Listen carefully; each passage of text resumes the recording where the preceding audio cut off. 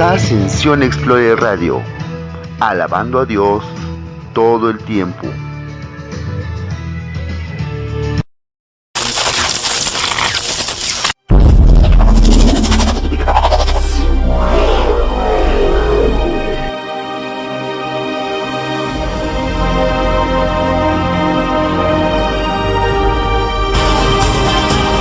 La voz de Dios internacional.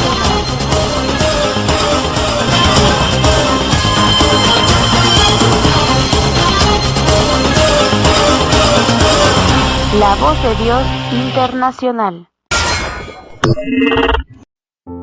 Estimados amigos, esperamos se encuentren bien. Les compartimos esta retransmisión a cargo de Dante Gebel con el tema Los negocios de la corona. Iniciamos. Ante la vida. Por mi parte, como hago cada fin de semana, yo me comprometo a hacer mi mejor esfuerzo para transmitirte lo que creo Dios puso en mi corazón para decirte, no solo a los que están aquí en River Arena, sino a los que están en el resto del mundo. En la escena emotiva de la película hollywoodense Cuestión de Honor, que yo he visto muchas veces, porque me fascina todos los términos militares y lo que ocurre, allí el personaje de Tom Cruise, él le pide al personaje que interpreta genialmente Jack Nicholson, que es un alto oficial involucrado en la muerte de uno de sus propios hombres, le pide que le diga la verdad. Está en un juicio y es la parte más emotiva donde el personaje, el fiscal, que interpreta a Tom Cruise, le dice, quiero que me diga la verdad. Es el momento más dramático de la película, Cuestión de Honor, insisto, porque no estaba en el guión original, sino que es una frase improvisada por Nicholson a través de su personaje, que se convirtió en una de las más célebres del cine. Le dice, la verdad no está capacitado para la verdad. Ni siquiera sabría qué hacer con la verdad. Y eso se transformó en una frase célebre. Ni siquiera sabrías qué hacer con la verdad. Y yo hago referencia a esto porque me temo que a veces los cristianos no sabemos qué hacer con la verdad. No nos gusta a veces oírla y tampoco sabemos qué hacer demasiado con ella. Cuando Dios nos revela algo, tenemos que cambiar, porque si hacemos caso omiso, la palabra dice que sabiendo hacer el bien y no hacerlo se nos cuenta como pecado. Entonces yo a veces cuando siento que Dios me da un mensaje que tiene involucrado grandes verdades, me pregunto qué haremos con esa verdad, pero eso dependerá de cada quien. Aún así, yo estoy consciente, no lo digo tanto quizá por los que están aquí, sino por los que nos escuchan en otras partes del mundo, que no todos están listos para esta conversación. No todos están listos para la verdad. No obstante, sé que tengo que compartir esto. Dicho esto, vamos a lo importante. ¿Estamos listos para la verdad? Díganme amén. ¿Todo el mundo? Díganme un fuerte amén. ¿Están listos para la verdad, sí o no? Muy bien, ahora sí. Insisto, dicho esto, voy a transmitirte lo que creo Dios puso en mi corazón. Hay un pasaje bíblico que a mí siempre me intrigó desde pequeño, porque es muy movilizador y además está hasta en cierto punto enigmático. Parece que encierra más de lo que está diciendo explícitamente. Y contiene al menos 4 pepitas de oro. Es un solo versículo que tiene 4 perlas de sabiduría que son eternas y caramba, son actuales porque las podemos aplicar en nuestras vidas ahora mismo.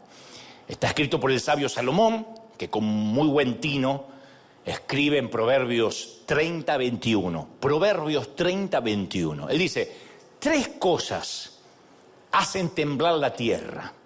3 cosas. Y aún una cuarta la hace estremecer aún más. El siervo que llega a ser rey, número 1. El necio que le sobra la comida. La mujer rechazada que vuelve a casarse y la criada que suplanta a su señora. Parecería que fueran temas aleatorios, que nada tiene que ver con nada, pero los está escribiendo, viene esto a través de la pluma de Salomón. Cuando dice que hacen temblar la tierra, estas 3 cosas, y aún una cuarta la hace estremecer, no se está refiriendo a terremotos californianos, ni a las placas tectónicas de la tierra que se suelen mover aquí bastante, sino es una metáfora del caos. Una metáfora del desorden que estas 4 cosas podrían ocasionar en la humanidad. Es un caos, primero, cuando la criada suplanta a la señora. Cuando la sirvienta suplanta a la patrona. Dice Salomón, eso es un caos, cuando toma el lugar de la patrona, de la jefa. Esto habla de que si alguien toma un lugar que no le corresponde de manera fraudulenta y no sabe después cómo gestionar ese sitio de poder, se vuelve un caos. Por eso la corrupción de una nación, la corrupción de un país comienza cuando se acepta un puesto público para el cual no se está capacitado. Vaya si en nuestros países pueden dar cátedra de esto, ¿no? O el nepotismo. El nepotismo, que es la predilección de algunos funcionarios públicos respecto a su familia, a sus amigos, a la hora de realizar concesiones o contratar empleados estatales. Nepotismo es cuando en lugar de colocar a alguien capacitado ponen un familiar o un amigo o alguien al que le tienen afecto. Y esto tiene una historia milenaria. El nepotismo no es un invento de nuestros países. El concepto deriva del griego antiguo nepos, traducido al español significa sobrinos, poner un pariente en el poder. O también se cree que deriva del emperador Julio Nepote. Lo que sea, esto viene desde hace años, el nepotismo. Y puede haber hasta nepotismo dentro de la iglesia, que es cuando se cree que el ministerio se hereda por el apellido necesariamente, ¿no?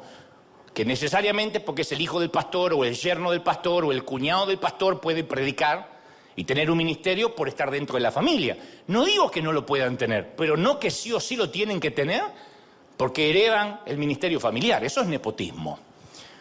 Porque por el hecho que sea el hijo no significa que necesariamente tenga el llamado. O por el hecho de ser la esposa del pastor. Se cree en nuestras iglesias que tiene que saber predicar y por consecuencia tiene que ser pastora. Y es ridículo porque suponer que la esposa del cirujano también puede operar a corazón abierto, aunque jamás pasó por la facultad de medicina.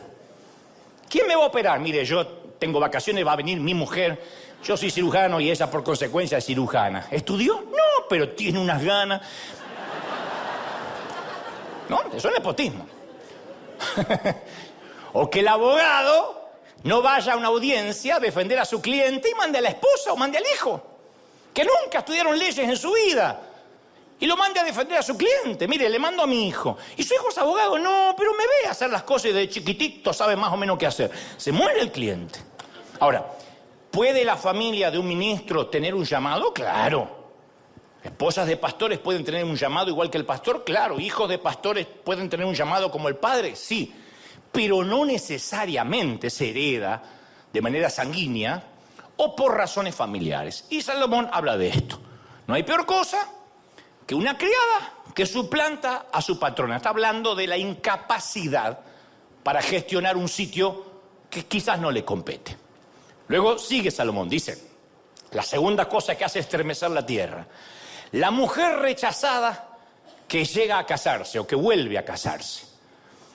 Según el sabio, no está diciendo que una mujer divorciada o separada no tenga derecho a ser feliz o a intentarlo otra vez. Pero es un caos que esa mujer tenga lastimada su autoestima, no sane sus heridas y así con esos traumas inicie un segundo, un tercero o un cuarto matrimonio. Porque si no sana las heridas primero, ese rechazo lo va a arrastrar a su nueva pareja y los va a llevar a los dos a la catástrofe. Él dice, una mujer rechazada que con todo ese dolor, con todo ese trauma, lo vuelve a intentar sin sanarse primero, ocasionará un caos, hará temblar la tierra. Ese es el segundo ejemplo. Luego menciona el necio que le sobra comida. Tercera cosa. No hay nada más peligroso que un necio prosperado. Tenemos a muchos políticos así, ¿no es cierto? Muchos, y líderes así. Proverbios 17:16 dice algo magnífico. Dice, ¿de qué le sirve el dinero en la mano del necio para comprar sabiduría cuando no tiene entendimiento? ¿De qué le sirve? Pero a mí me encanta una versión extraordinaria de la NBI que dice, ¿de qué le sirve al bruto tener dinero? Bruto, ¿para qué quiere plata? ¿No? Y dice después, ¿es que acaso el bruto puede comprar sabiduría faltándole cerebro? Literalmente, esa es la versión. Al bruto. Puede comprar sabiduría. Puede tener todo el dinero del mundo y no puede comprar sabiduría.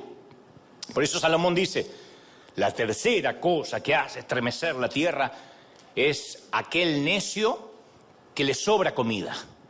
En Argentina se les llama piojos resucitados.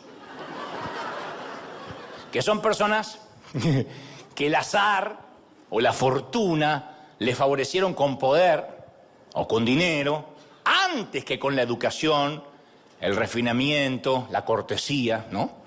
Tienen dinero nada más. Entonces el poder, el dinero, la ropa, la indumentaria nunca te pueden dar la clase que se necesita para llevar el dinero, el poder y la ropa.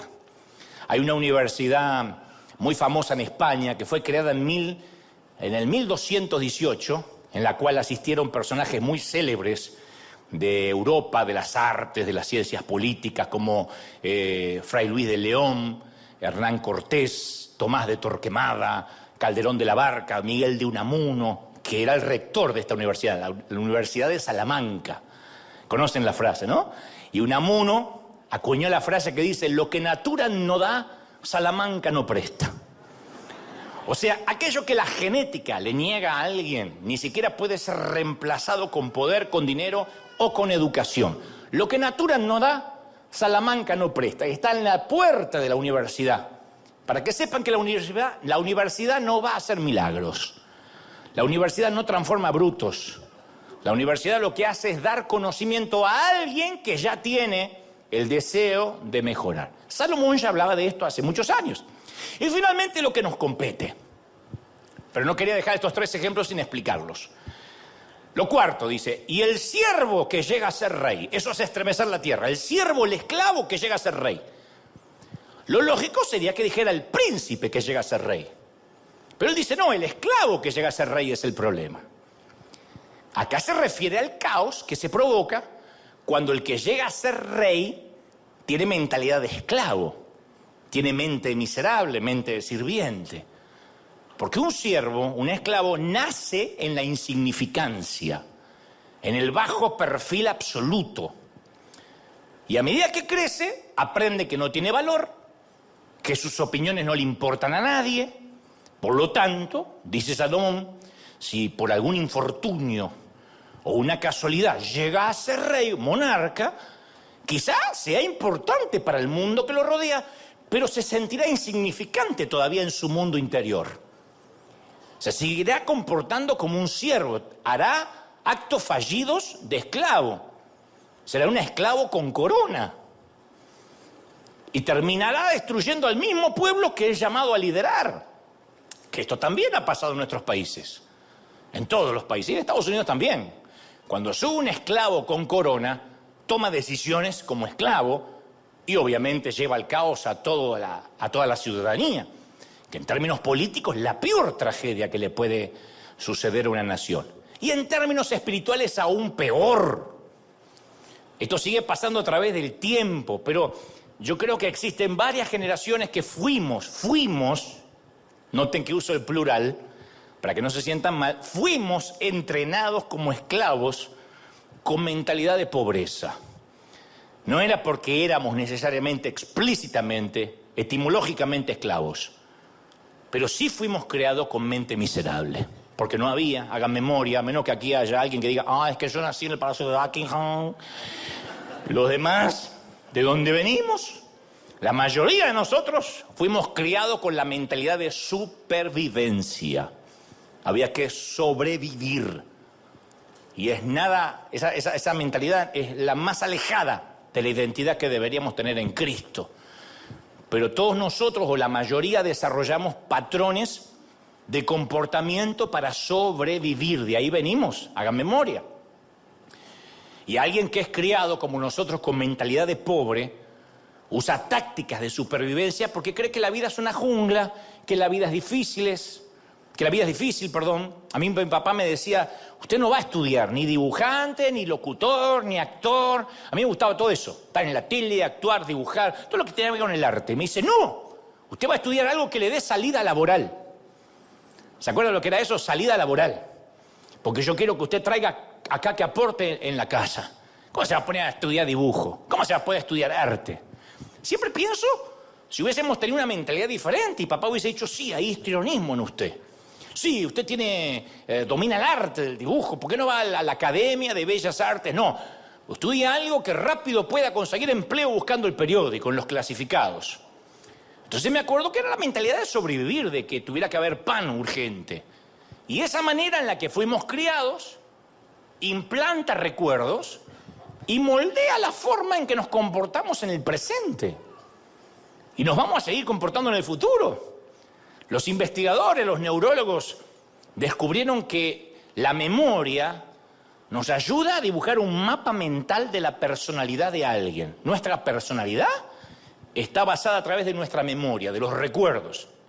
Entonces las cosas que recordamos son las que nos transforman en las personas que nos estamos convirtiendo. Y ya sé que aceptamos a Cristo, que todas las cosas son hechas nuevas, pero eso no anula nuestra personalidad.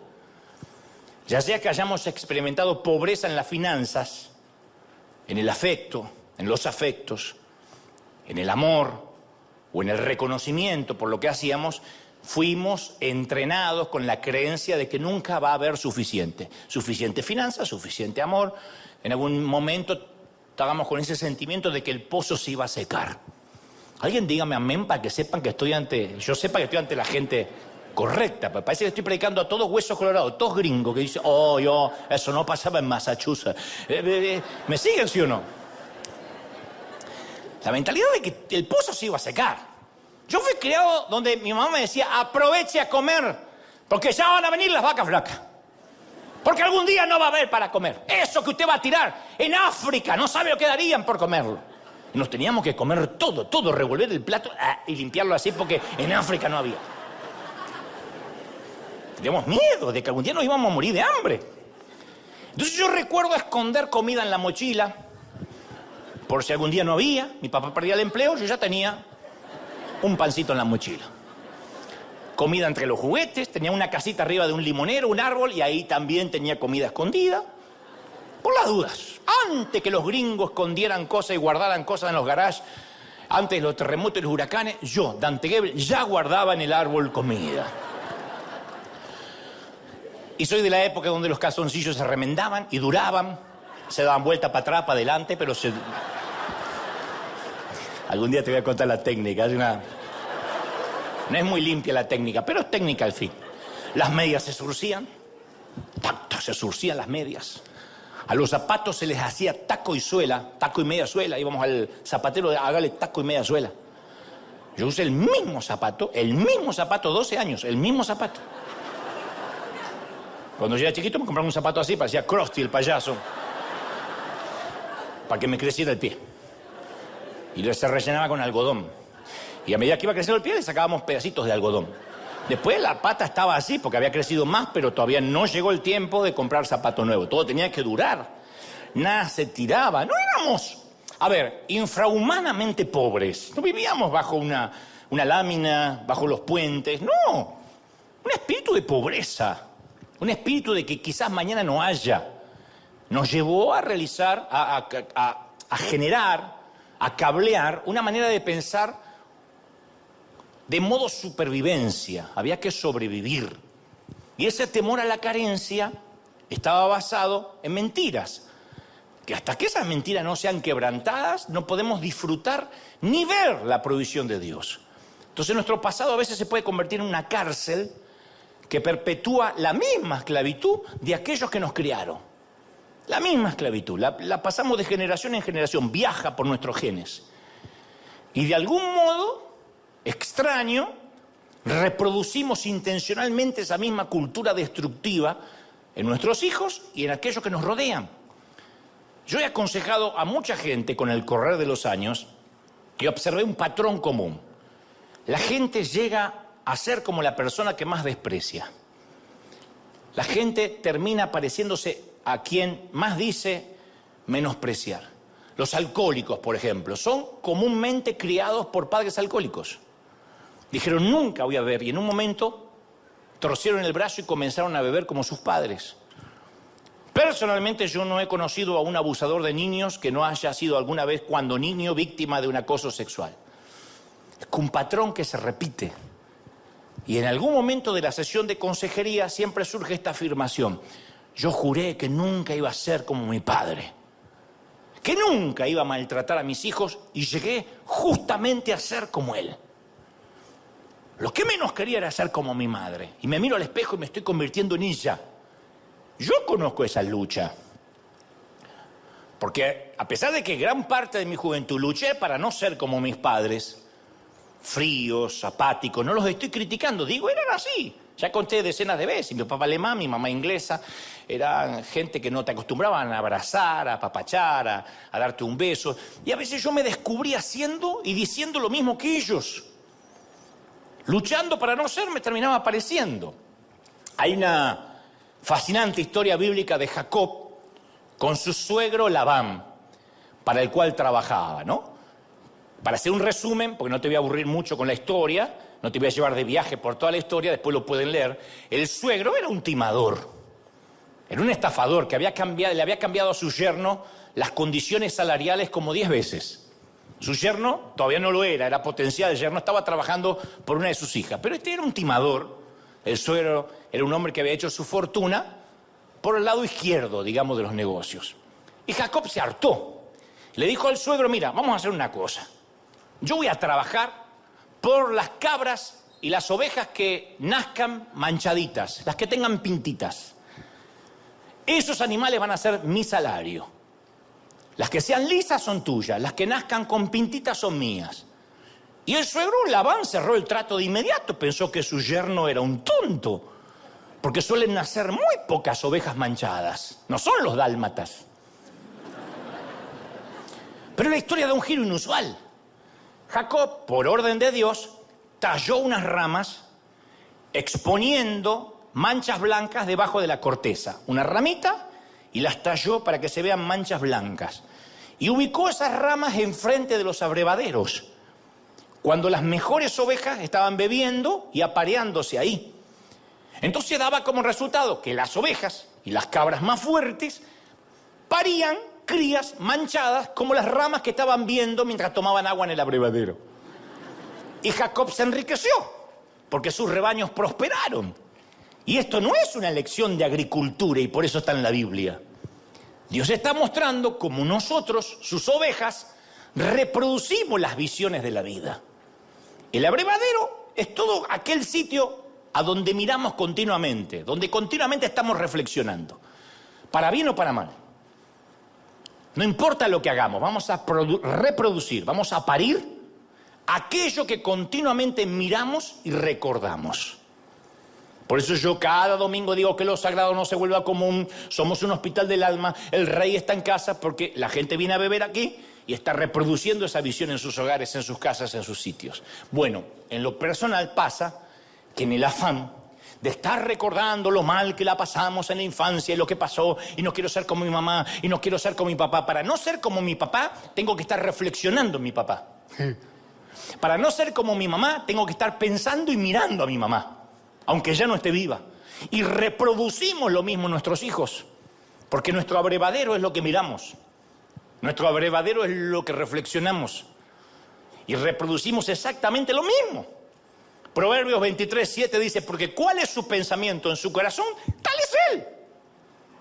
Lo que hay en tu corazón y en tu cabeza, eso es lo que eres. Eres lo que piensas, no lo que dices.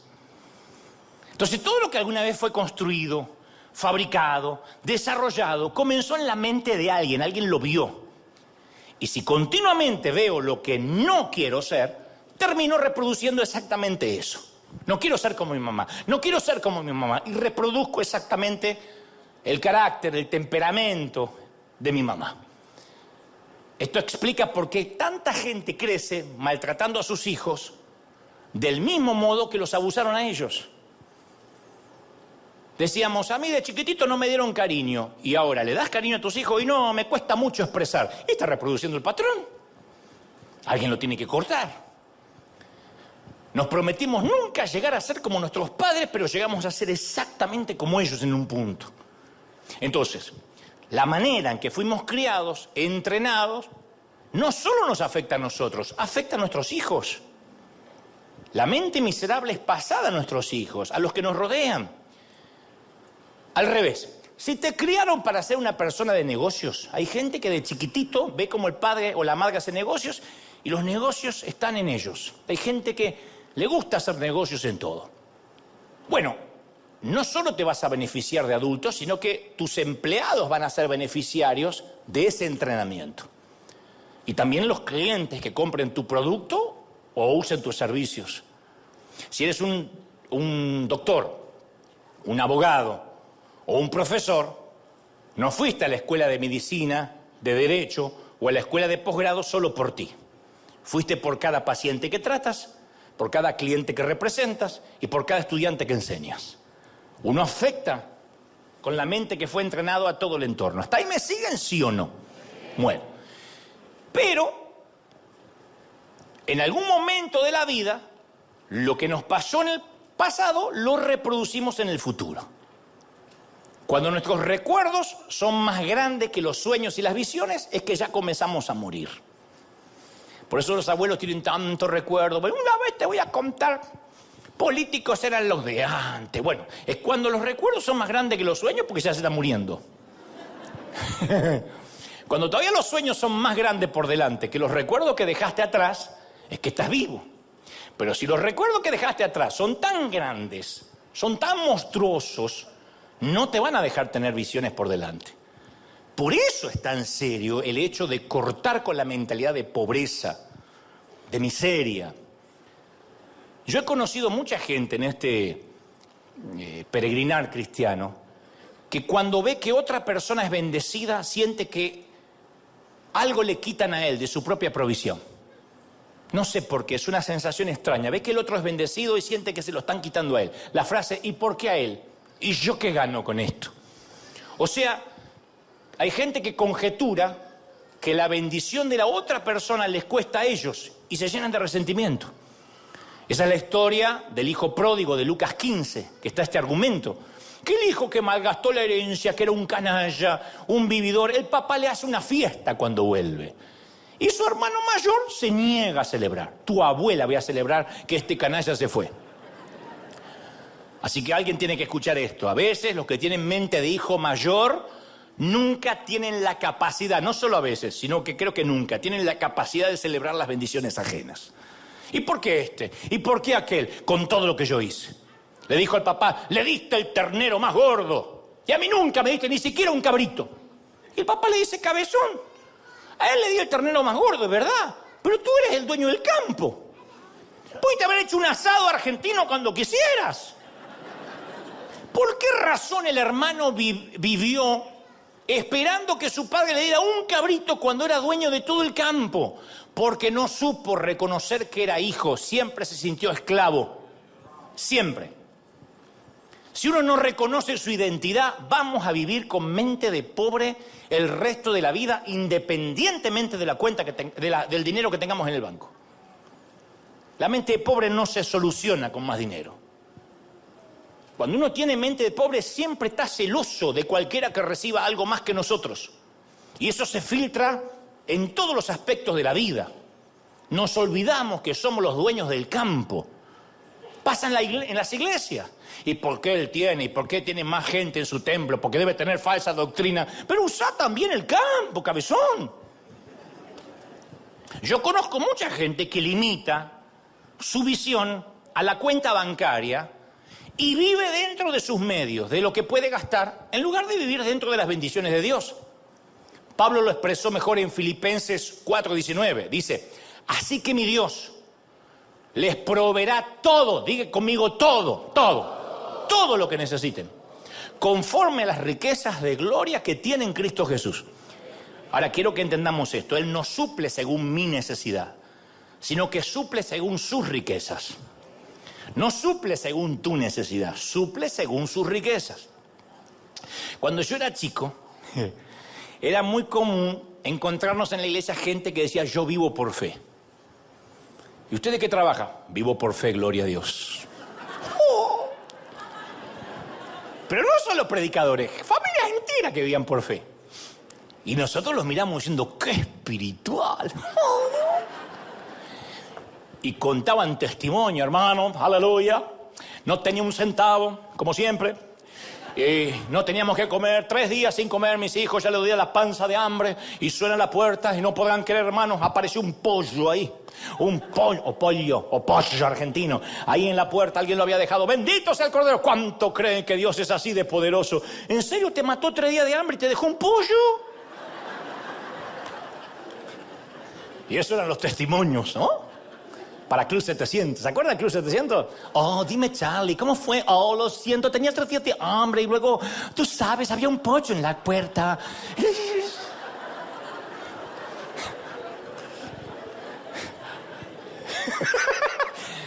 Así eran las traducciones que nos llegaban a nosotros. Oh, Charlie, y cuénteme, ¿qué pasó? Bueno, el pollo estaba allí, sí, estaba podrido, pero aún así, tú sabes, Charlie, lo limpiamos un poco. Con los años yo he descubierto lo que significaba vivir por fe. Significaba, no tengo trabajo, no me interesa encontrarlo, soy honrado, si lo encuentro lo devuelvo. Y dependo de la ofrenda de la gente. Dependo de la beneficencia ajena.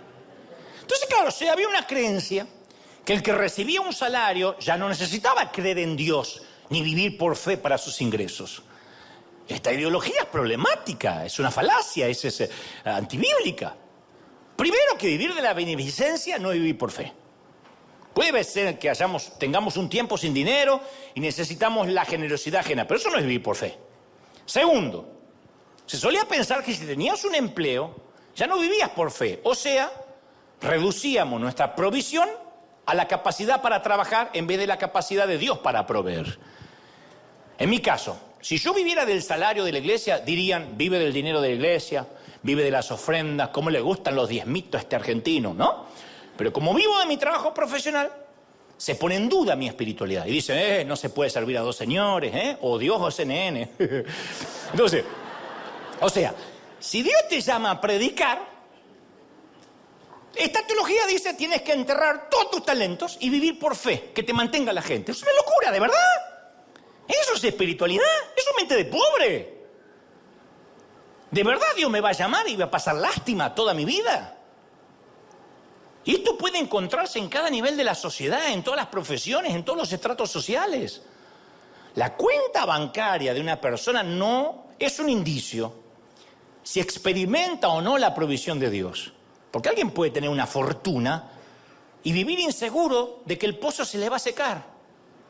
Como vivían mis papás. Alguien puede tener $1 millón y decir, no, mire que con Biden y la inflación se va a acabar. Y vive con miedo, vive con mente miserable. No come banana para no tirar la cáscara. Entonces, cuando los que tienen mente de pobre adquieren dinero o acceden a bienes, tienden a que su identidad esté asignada a lo que tienen. Entonces, algunas personas tienen casas, pero a veces parece que las casas tienen algunas personas. Hay gente que vive para la casa. Y hay gente que vive para el auto. Y ama el auto. Y los asaltan y dicen, o su esposa o el auto. Mátela, pero me deja el auto. Quienes tienen mente de esclavo pierden de vista sus prioridades cuando obtienen dinero. Inmediatamente. Las prioridades se le cambian. Se le desajustan los patitos. Inmediatamente. En cambio, quienes fueron entrenados como príncipes, tengan o no tengan dinero, no dependen del dinero. Porque los príncipes poseen cosas. Nunca permiten que las cosas los posean. El Salmo 112 expresa de mejor manera. Dice, dichoso el que teme al Señor, el que haya gran deleite en sus mandamientos. Sus hijos dominarán el país. La descendencia de los justos será bendecida. En su casa habrá abundantes riquezas y para siempre permanecerá su justicia. Para siempre. Esos son los que son criados como príncipes. Alguien tiene que decir amén. Por esta razón es que Dios tiene que entrenarnos para cambiar nuestra mente insegura e miserable. Que me incluyo, Tuve un entrenamiento de muchos años, todavía no ha terminado Dios conmigo. Cuando David tomó clases de arpa siendo niño, nunca se imaginó que esas lecciones lo iban a posicionar como miembro de la corte del rey Saúl. Mientras practicaba arrojando piedras con la onda cuando cuidaba ovejas, nunca le pasó por la mente que ese conjunto de habilidades lo catapultaría a la fama nacional.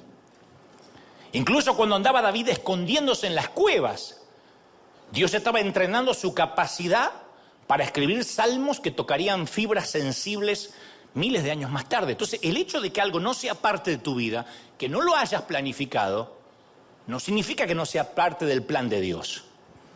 Todo tu pasado es una preparación para algo en el futuro. Todo.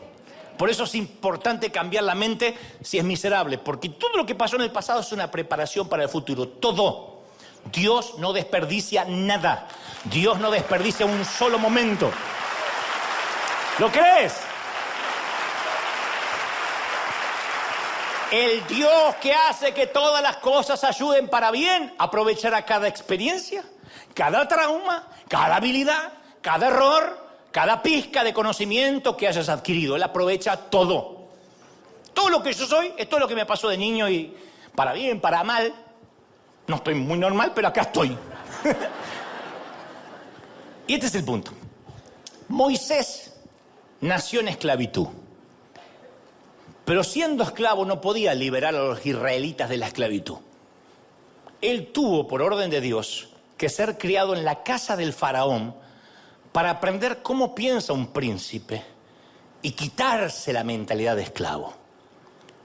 Un líder, un pastor, un rabino, un cura, un presidente que está en esclavitud internamente, nunca podrá liberar a los que están en esclavitud externamente. Nunca. Si yo no soy un tipo libre acá, auténtico, yo no los puedo conducir a la libertad. Soy un tipo esclavo. Por eso hay tanto legalismo en las iglesias, porque el que está generalmente, no todos, pero muchos de los que están detrás de este atril, viven esclavizados y transmiten esa esclavitud y esa culpa a la gente. Entonces, los primeros 40 años de Moisés fueron tan importantes como los segundos 40 años que pasó en el desierto. Siempre los ministros hablan de que fue importante los 40 años del trato silencioso de Dios en el desierto. Cuando ya tenía 80, se hizo el libertador de Egipto. Pero los primeros 40 fueron casi los más importantes. Moisés era el único que sabía y podía negociar con el faraón. Moisés era el único que conocía los protocolos del reino. Cuando pensamos en Moisés, yo te digo, piensa en Moisés, ¿qué imagen se te viene a la mente? Un viejito de barba blanca, con un bastón arqueado, porque eso nos vendió Hollywood. Pero por 40 años era el príncipe de Egipto, era un galán, guerrero, atlético, seductor, educado. Era William Levy con músculos, con clase. Hay teólogos que creen que era casi, no se cree, pero casi un argentino.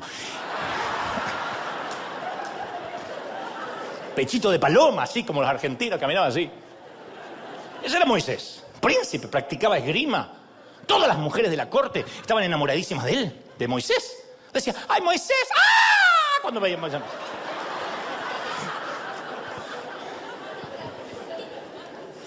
Sí, Moisés hubiese tenido mentalidad de esclavo y nunca hubiese sido criado en un palacio, antes de ir a negociar con el faraón, vamos a imaginar que nunca estuvo en el palacio. ¿Conocen la historia de Moisés? Que mandaron a matar todos los bebitos, la mamá lo pone en un canastito y lo encuentra la hija del faraón en el Nilo y lo hace criar a Moisés con su propia mamá. La propia mamá, su mamá genética, es la que lo crió. Pero en la casa, como sirvienta, en la casa del faraón, con todos los lujos, tomaba su biberón real, tenía su cuna real, sus juguetes reales y hacía todo era real.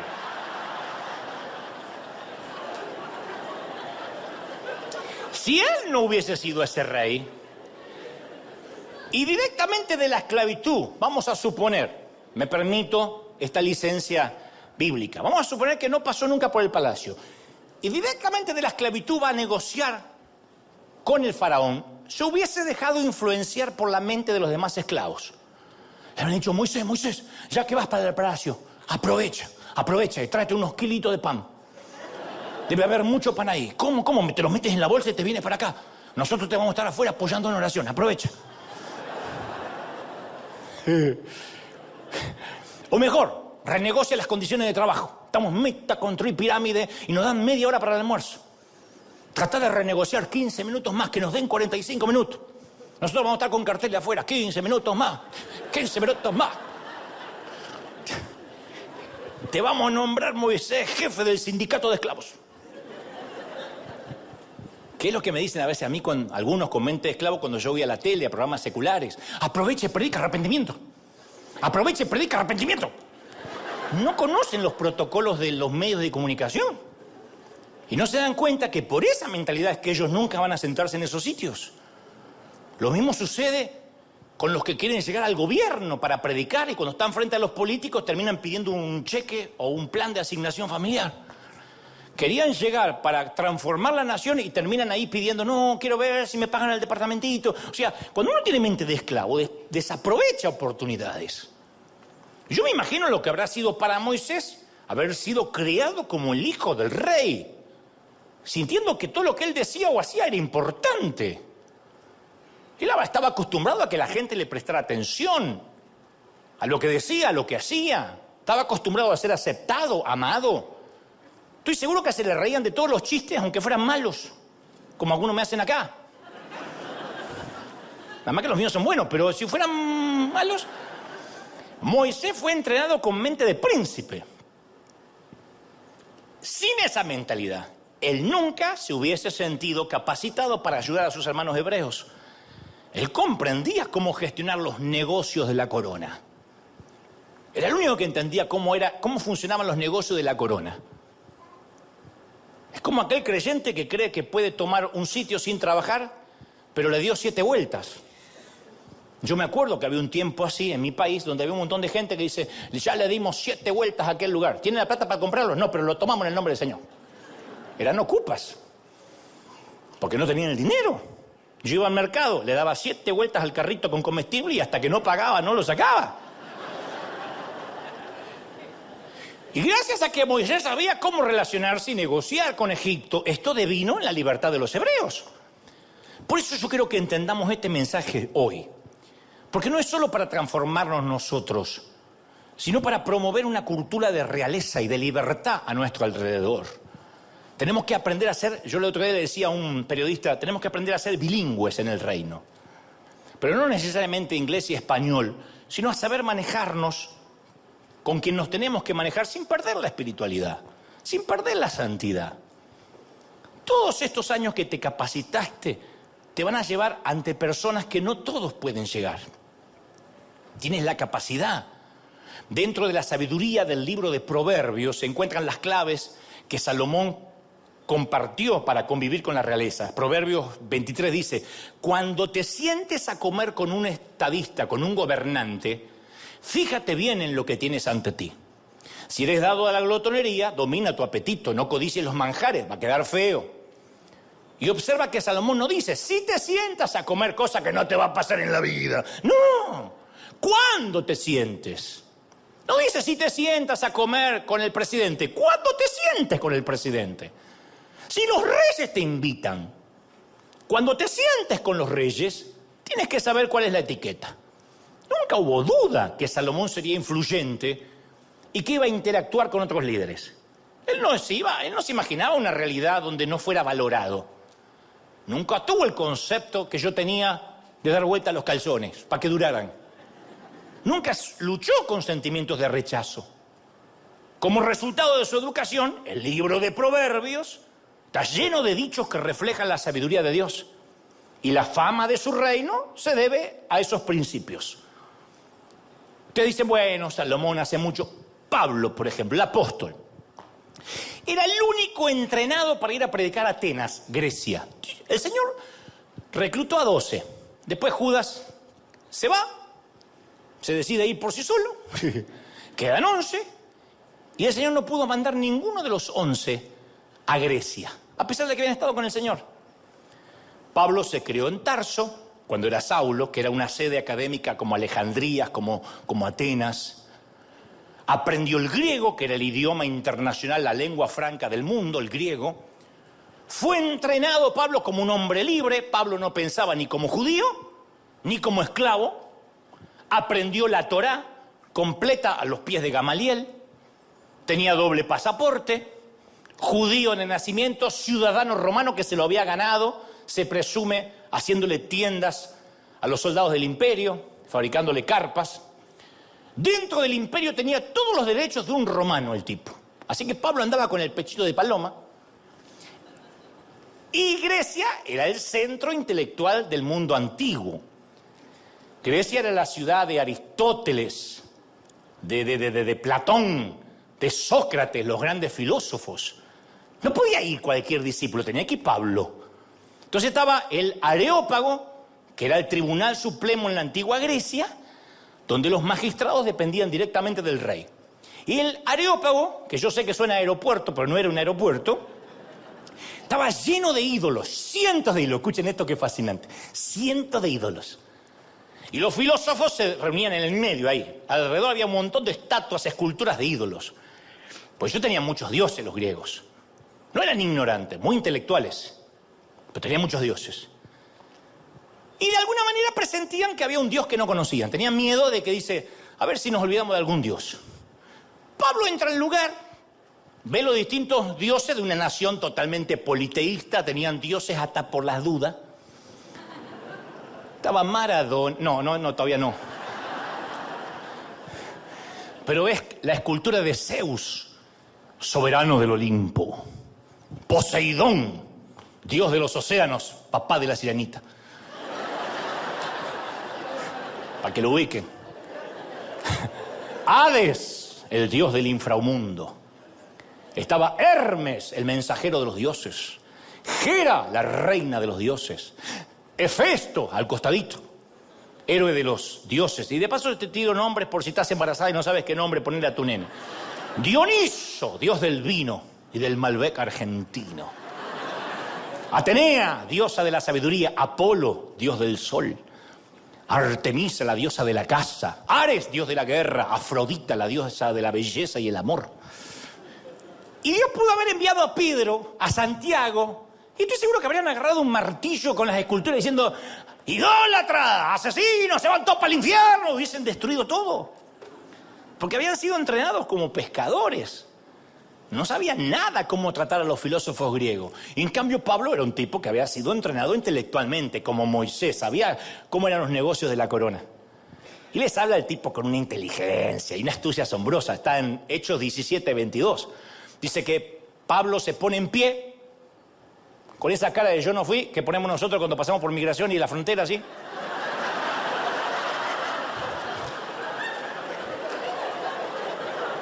¿Qué vino a hacer a Tijuana? Nada, buscar una... No hablo inglés. Con esa carita, Pablo se pasea por el Areópago y dice, varones atenienses, damas y caballeros de Atenas, he observado que sois muy religiosos. Comienza su retórica con un halago. No le dice generación de víboras, le dice, ¡qué religioso! Sí, los griegos dicen, sí, la verdad que sí. Y cuando los tiene ya en el bolsillito, dice, agrega, pero estaba revisando los muchachos, mirando vuestro santuario, y veo que también hay un altar ahí chiquitito con una inscripción que dice al Dios no conocido. O sea, si nos olvidamos de algún Dios, no queremos su ira. Así que pusieron al Dios que no se conoce. Todavía está ahí. Si hay un Dios por descubrir, también le hicimos un altar. Bueno, a ese que ustedes adoráis sin conocerle, les vengo a anunciar. Y todos los tipos escuchan, atento, la retórica del apóstol Pablo. Y Pablo, como Moisés, fueron entrenados para hablar a personas que otros no podrían ni siquiera acercarse. Por fundamentalistas, por legalistas, por tener mente de esclavo. Entonces la astucia hace que uno pueda meterse como troyano en ciertos lugares donde de otro punto no nos iban a escuchar. Hay gente que respeta la capacidad y Dios te la regala la capacidad para que te ganes ese respeto. Hay sitios donde quizá otros no pudieron entrar y Dios me dio la providencia divina de entrar a determinados lugares, pero porque me vieron o creen ellos que puedo tener la capacidad como periodista o entrevistador, y eso me permite estar en el círculo, y en un momento me van a preguntar o yo voy a poder decir en qué creo, y ellos escucharán con respeto, porque la plataforma es la capacidad y lo que Dios me permitió ganar. No es la capacidad humana, es lo que Dios te dotó. Es lo que Dios te capacitó para ganarte eso. ¿Me siguen? Imagínate si hubieras sido educado en un palacio, que todo el que te rodeaba te decía que naciste para ser destinado a rey o a reina. De chiquitito te lo hubiesen dicho. ¿Quién serías hoy en la vida? Yo pienso, ¿quién sería si me hubiesen dicho, no, Dante, tranquilo, Dios te va a bendecir tanto? Mirá, ¿sabes qué, Dantecito? Algún día hasta no sé si no vas a ser un líder que dé de comer a las naciones. Porque Dios te puede bendecir muchísimo, ¿eh? La capacidad la tienes. Y yo creo que esto de comer salteado acá en casa se va a terminar. Vienen días de mucha prosperidad donde vas a compartir. ¿Quién hubiese sido? Si Dios me trajo hasta acá diciendo, no coman el durazno que mañana no hay. Mamá, se me rompió el calzoncillo. La parte con el agujero, ponelo para atrás que nadie mira.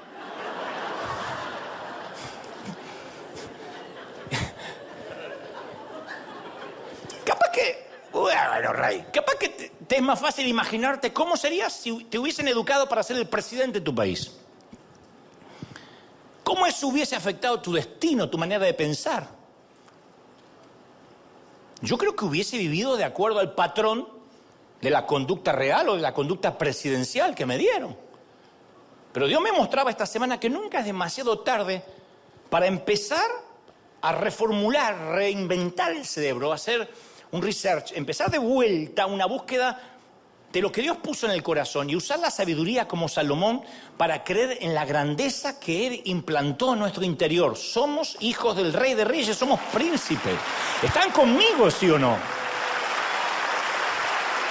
Entonces, cuando comenzamos a actuar como realeza, que no estoy diciendo la estupidez, hermano, Dios te va a dar un 0 kilómetro, hermano, Dios te va a dar un carro al año, no esa estupidez imbécil, porque cuando le agregamos la prosperidad al evangelio, cuando le agregamos algo al evangelio, le estamos quitando todo. Yo no hablo de eso, no estoy hablando de dinero necesariamente, digo de cambiar la mente.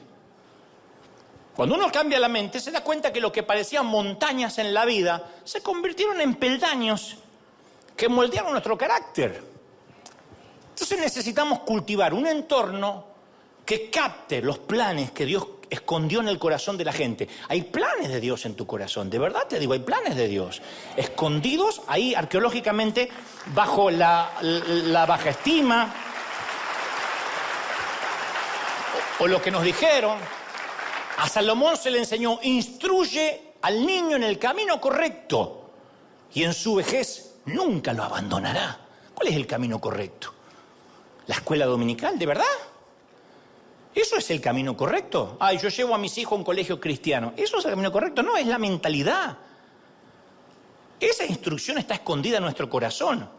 A mí me fascina cómo Samuel unge a Saúl, porque siempre se habla de cómo ungió a David, pero cómo ungió a Saúl no es un tema menor. Le dice en un momento, yo soy el vidente, o yo soy el profeta, le dice el profeta a Saúl. Sube delante de mí, come, por la mañana te voy a despachar y descubriré todo lo que está en tu corazón. No le dice voy a traer algo de afuera, lo que está en tu corazón lo voy a descubrir. La respuesta de Saúl te muestra que él nunca fue criado como rey, que nunca le enseñaron que él valía, porque respondió, ¿yo? ¿Qué hay en mi corazón? ¿No soy yo el hijo de Benjamín? ¿De la más pequeña de las más pequeñas de la tribu de Israel? ¿Y mi familia? ¿Acaso no es la más pequeña de las familias de la tribu de Benjamín? ¿Por qué pues me has dicho cosas semejantes? Ese era Saúl. Lo más significativo es que cuando Samuel le dice que Saúl le va a revelar lo que ha estado en su corazón, Saúl no tiene ni la menor idea de lo que está hablando. Como algunos que me miran ustedes así con cara de sapo recién salido del pozo. ¿Ah? ¿De qué estás hablando, Willis? Algunos me miran medio raro. Así estaba Saúl. No entendía que Dios le había dicho que Samuel declarara la grandeza que ya estaba dentro de él. Hay una grandeza que ya está dentro tuyo. No es que acabamos de fabricar gente con grandeza. Ya está. Y vos estás diciendo, pero si me dijeron toda la vida que también diera vuelta el calzoncillo como vos. Sí, pero la grandeza expuesta por Dios antes que naciéramos, desde el vientre de nuestra madre, esa grandeza está. Y un día esos genes se activan. Cuando mi mamá estaba embarazada, Dios puso grandeza en ese feto. Dios puso grandeza en su vientre. Y entonces cuando yo nací me dijeron, no, sos pobre, no tenemos, no podemos, hay que surcir las medias, heredás todo de tus hermanos. Yo te conté que no solo heredaba la ropa, sino los pantalones los heredé todo. No es una metáfora, ¿eh? Mi primer pantalón me lo compré a los 16. Todo lo demás era de mis hermanos. Y me iban bajando, la botamanga se dice, la parte de abajo me la iban bajando los pliegues a medida que iba creciendo. Yo era como los árboles. Mi maestra me contaba las rayas y sabía la edad que tenía.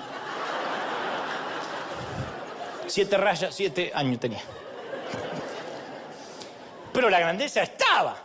Y dice que, le dice Samuel a Saúl, o dice las escrituras, que cuando Samuel unge a Saúl, el espíritu de Jehová vendrá sobre ti y serás mudado en otro hombre.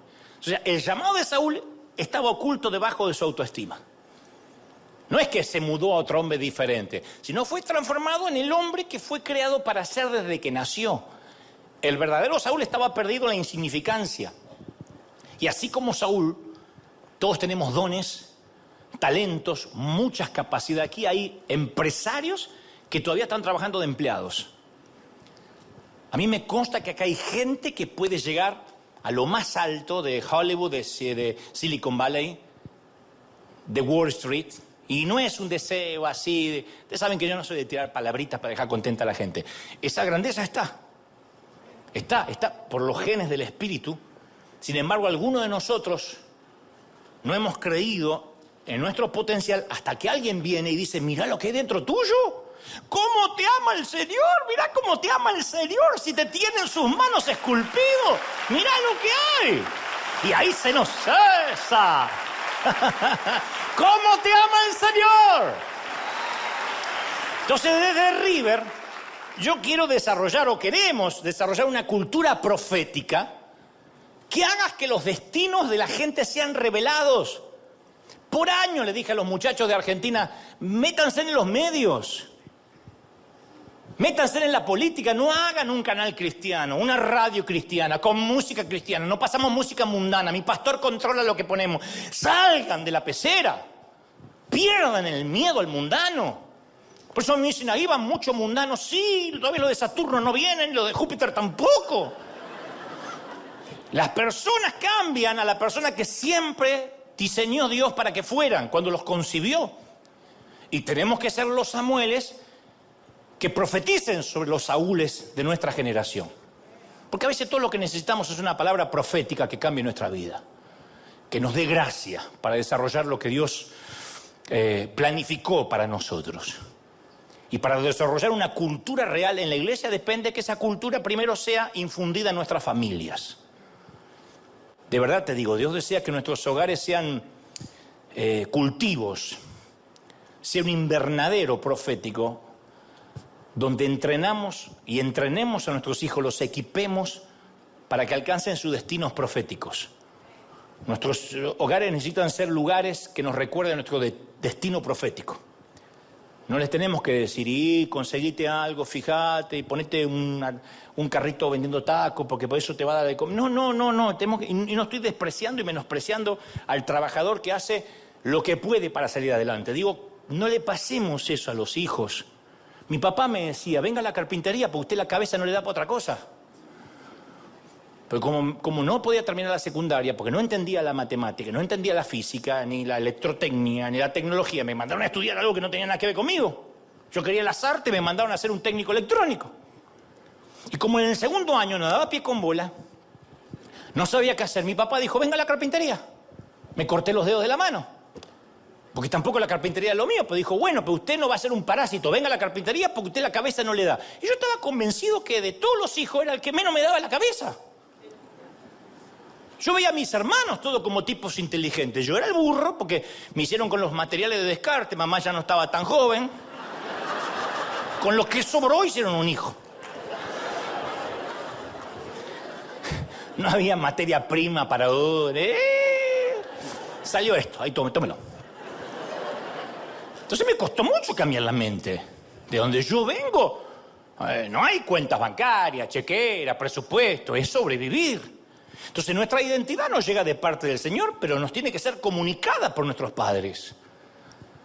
Si tenemos un linaje familiar saludable, lo más probable es que nuestros hijos crezcan sabiendo quiénes son. Somos llamados a desarrollar una cultura en nuestros hogares, una cultura de reino en nuestros negocios y finalmente en las naciones, ¿por qué no? Una cultura que extraiga lo mejor de la gente. En River nunca tratamos a la gente por lo que son, sino por lo que Dios creó para que fueran, por lo que van a hacer en sus manos. Yo oro siempre para que Dios nos conceda el discernimiento para ver más allá del exterior de la gente y profetizar el tesoro que hay adentro. Eres rey, eres príncipe. Alguien tiene que creerlo, dígame amén. ¡Aleluya! Y muchos esclavos no van a entender lo que algunos que nos cambió la mente tenemos que hacer en mesas de reyes. No me importa explicar. Yo estoy harto de salir de un programa de televisión y no predicaste la palabra, no te vi la Biblia. El esclavo lo que quiere es una reforma laboral y 15 minutos más para el almuerzo. Punto. No lo entiende. No entiende que hacia dónde vamos no hay caminos. No entiende. Yo me reúno con políticos, con gobernadores, que ni siquiera puedo sacar fotos porque me liquidarían. Pero me dicen, tiene que venir alguien con valores, alguien con capacidad, que saque a todos los corruptos, y eso me incluye, me dijo uno. Porque los corruptos estamos, porque los que tienen capacidad no se animan.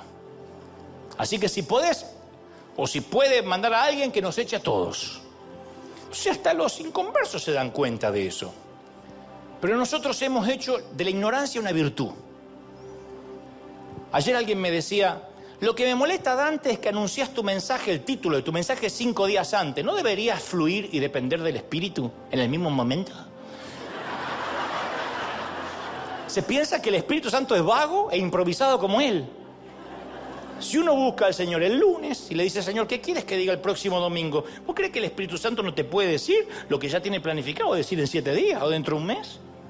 Pero hemos hecho una cultura de que tengo que pasar acá. Yo no sé por qué estoy diciendo esto. Yo no sé por qué estoy diciendo esto. No sabés porque no estudiaste.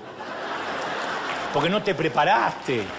Porque no investigaste. Hemos hecho de la ignorancia una virtud. Y aquel que ya está escribiendo diciendo, sí, y que de aquello que no tengas problema por lo que habéis de decir, porque el Espíritu Santo pondrá palabra en vuestra boca. No dice cuando prediquen. Fíjate cómo Pablo se preparó y con qué retórica accedió a los griegos. Está hablando de que cuando estés ante un tribunal, cuando te estén acusando, no te preocupes en defenderte. Dios sabrá qué palabras poner en tu boca, el Espíritu Santo. Pero no está diciendo que eso sea un atajo a la preparación, a la capacidad. Muchachos, estudien, chicas, estudien. Algunos con nuestra edad ya no podemos acceder quizá a una educación formal. Tenemos que ser autodidactas. Pero lean. Menos celular y más lectura, libros tradicionales. Lean, aunque sea en el baño, prepárense, capacítense. Si no, vamos a estar condenados a ser un gueto, a ser una secta. La televisión cristiana, con las maratónicas cristianas, la radio cristiana, el evento cristiano. Y tenemos que... No hay ni evento cristiano, ni radio cristiana, ni tele cristiana, porque Dios no murió, ni por evento, ni por tele, ni por radio. Para que algo sea cristiano, Cristo tuvo que haber muerto por ellos. Cristo murió por gente. Lo que hay son canales religiosos. Y Cristo quiere que esos cristianos transformen la sociedad. ¿Cuántos lo creen? Díganme, amén. Entonces, es fascinante, en mi caso, escuchar artistas que se quiebran cuando terminamos la entrevista. Ya no me importa que el creyentaje diga... Vi en la nota y en ningún momento le hablaste de Cristo. A mí no me importa, a mí me pagan por entrevistarlo. Pero no hay uno que no se quede hablando 20, 15 minutos conmigo o que después me llame durante la semana y me diga, hablen más de lo que tú haces. Artistas famosísimos, háblame más de lo que haces y cuéntame porque googleé tu nombre y me llevó un mensaje a River Arena y me hizo, hace poco alguien muy conocido me dijo, escuché o vi la prédica Dios, yo y mi otro yo. Y me dijo, pucha, que me hiciste llorar. Y eso que yo no creo en Dios, pero lloré. No cree en Dios y se comió un mensaje de 1 hora. Eso vale la pena, vale el esfuerzo. Ese es el Señor, ¿lo crees de verdad? Pero hay que cambiar la mente. No hacer de la ignorancia una virtud y decir, Señor, capacítame. El Señor va a tomar del depósito que hay en nosotros. Si nuestro depósito está lleno de Netflix, de Amazon Prime, de HBO, de Disney Plus, de ahí el Espíritu Santo se va a tener que valer para hablar. Mira películas, lee todo tipo de libros, no le tengas miedo a distintas disciplinas. Quítate eso de la cabeza que la psicología es del pecado, que lo otro es humanista, que no tengas miedo a nada. Lee con el discernimiento del Espíritu. Extrae lo bueno de todo. Nútrete. Cambia el léxico, el lenguaje, la dialéctica. Y Dios te abrirá puertas como le abrió a Moisés ante el faraón, como le abrió a Pablo en Grecia. Personas que estaban capacitadas para escribir cartas, para conformar la doctrina de la Iglesia de Jesucristo. La mayor parte de los libros del Nuevo Testamento fueron escritas por un hombre que sabía expresarse, que sabía hablar, que había estudiado. Entonces tenemos que prepararnos, capacitarnos. Una sola cosa lamento, que se me fue la vida y no estudié más. Sigo estudiando, sigo leyendo, pero tendría que haber estudiado más. Hubiese querido tener una carrera universitaria, hubiese querido no tener un doctorado honoris causa, sino que me hubiesen realmente dado un doctorado porque estudié, pero no por ser doctor, por el conocimiento que hubiese adquirido. Habría llegado a más sitios, a más lugares. Y voy a culminar con esto que no es menos importante. Ya termino. ¿Sabe cuál es la forma más rápida de aprender un idioma? Yo la sé porque no puedo aprender inglés, así que yo sé cuál es la forma más rápida y no la estoy haciendo. No es sentado en un aula ni leyendo un libro, es inmersión total. ¿Lo saben, sí o no? Tienes que ir a un lugar donde ese idioma es todo lo que vas a oír. Y si no aprendes a pedir comida en ese idioma, no comes. La necesidad te lleva a la inmersión total a aprender. Tienes que saltar al fondo y empezar a nadar. Los bebés tienen que escuchar a sus padres repetir sonidos miles de veces hasta que anuncian sus primeros sonidos. La primera palabra articulada de un bebé tarda entre 9 y 12 meses. Y el bebé promedio solo tiene 5 palabras en su vocabulario en su primer cumpleaños. 5. Mamá, papá, el nombre de los hermanos, que la abuela no venga. Esas cosas que hay que enseñar.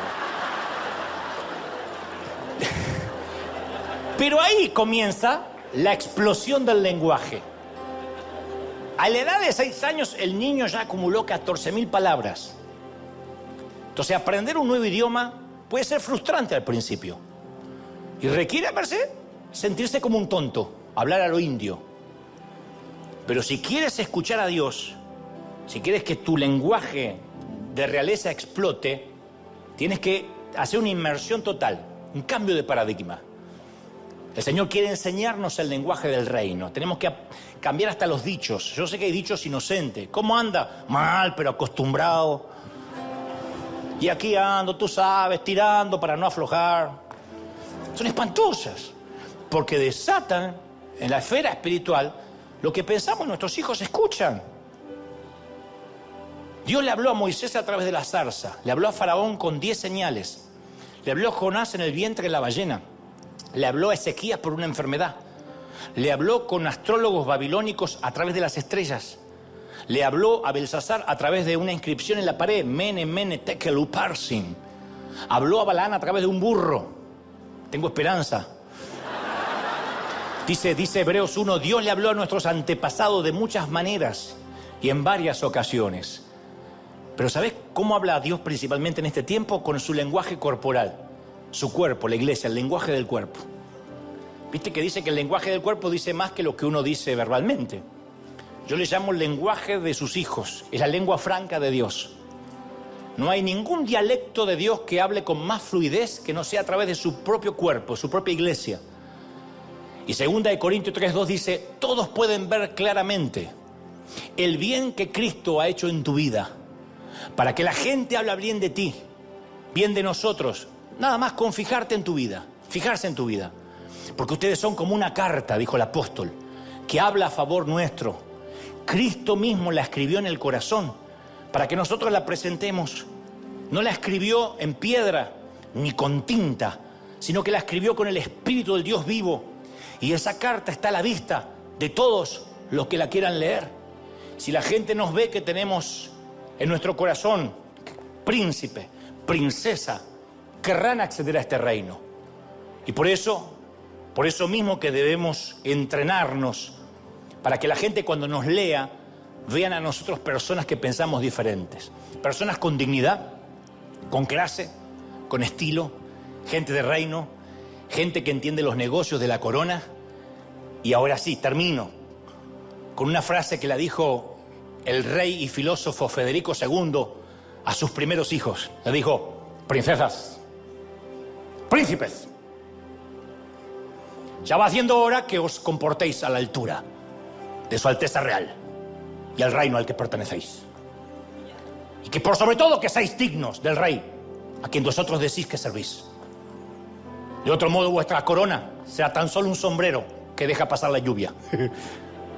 Así que os lo ruego, a partir de ahora, haceos dignos de una bendita y santa vez, dignos del palacio y de la corona que nos dio el rey. ¡Aleluya!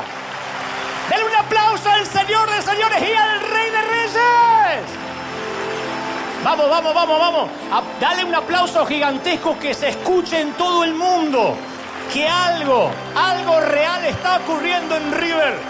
Que la realeza se ha levantado en River. ¡Bendito sea el Señor! Más, vamos, haceos dignos. Haceos dignos de la corona. Haceos dignos de la corona. Vamos, come on. Haceos dignos de la corona. Digno de su Alteza Real, de su Majestad el Rey. Vamos, vamos, vamos, celebra, celebra, celebra. El Rey está en casa, gente. El Rey está en casa. Haceos dignos de Él, dignos del Rey. ¡Aleluya! Levanta tu mano y di conmigo: Señor Jesús, fuerte. Y toda la gente en sus hogares: Señor Jesús, entra en mi vida, perdona mis pecados, te recibo como mi Salvador, hazme una nueva persona, fuerte, una nueva persona. Recibo esta palabra, perdóname, anota mi nombre en el libro de la vida. Amén. Y ahora quiero orar por todos. Levanta tu mano antes de irnos, vamos a orar. Presencia del Señor. Hay gente que está recibiendo esta palabra en cada parte del mundo donde nos están mirando. Hay gente que se hartó de los gobiernos corruptos, se hartó de que en los sillones presidenciales desfilen corruptos, dictadores, fraudulentos. Y el Señor dice: es que no he encontrado a nadie que se ponga en la brecha. Pero Dios no está pidiendo a un gritón que se ponga a reprender, está pidiendo a alguien que se haya capacitado en ciencias políticas, en ciencias económicas, porque Dios necesita subir a alguien para gobernar, no para predicar. Y que a través de su buena gobernación el mundo entero quiera conocer al Dios de Daniel y al Dios de José, pero a través de una buena administración, no de una buena retórica. Y estoy hablando también a los que se están quejando de la televisión, de los medios de comunicación, de los contenidos de Netflix, los que se quejan de los contenidos de Hollywood. Dios dice: he buscado a alguien que se ponga en la brecha, y solo encontró gente que quiere hacer películas cristianas para agradarle a las 4 viejas que están dentro de la iglesia. Y Dios dice: por cuanto no se prepararon, Satanás tendrá su lugar en el entretenimiento, pero Dios va a levantar gente con ideas, con proyectos, gente con creatividad, gente que entienda los negocios del entretenimiento. Y a través del entretenimiento Dios cambiará desde Hollywood lo que la gente consume, desde el streaming, desde las plataformas virtuales, lo que la gente recibe en sus hogares. Yo estoy orando ahora por gente que tiene que entender que hay un cambio de paradigma, un cambio de mente. Y si ese cambio de mente no viene, la iglesia seguirá pescando peces en la pecera. Pero Dios dice: de aquí, yo estoy levantando gente que no le importe lo que diga el crecentaje, no importa lo que digan los religiosos. Los fariseos querrán apedrearte, pero yo voy contigo, dice el Señor. Yo te he puesto para hacer luz. Yo te he puesto para hacer sal donde hay sinsabor. Yo te he puesto no para debajo de la mesa, sino para alumbrar los que están en oscuridad. Reciban, reciban. Levanta el Señor periodistas. Levante el Señor críticos de televisión que sepan hacer una televisión diferente. Levante médicos. Levante profesores de la universidad, maestros. a los papás, a los hijos que se están quejando de los malos colegios, de las malas universidades. Levante Dios docentes, pero que estudien, que se preparen, que enseñen, que estudien y se capaciten, y el Señor pondrá depósito del Espíritu Santo. Pero eso vendrá cuando haya capacidad. Levante las manos y diga: Señor, viene un nuevo tiempo, y esto es soltado a las naciones y es soltado a la gente. Estoy orando para que se sigan abriendo medios de comunicación. Los medios de comunicación no están cerrados, simplemente la gente no ha tenido el piné, no ha tenido la preparación para tomarlos. Yo estoy orando ahora por las iglesias de América Latina, por las iglesias de Europa, de Asia, de América, de África, de Oceanía. Reciban ahora una nueva mentalidad. La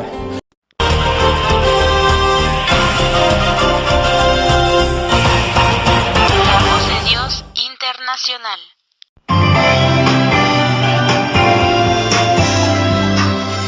Sion Explorer Radio, 24 horas de bendición.